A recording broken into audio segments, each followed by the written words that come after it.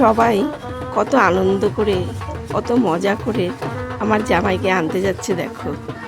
আর জামাই আসলে আমিও বরণ করে নেব এবার।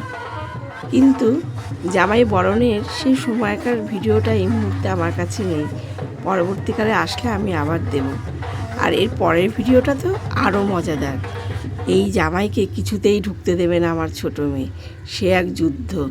আমি তার পরবর্তী পার্টে নিয়ে আসব। এখন এই আনন্দ মুহূর্তটাই তোমাদের সঙ্গে আমি শেয়ার করলাম।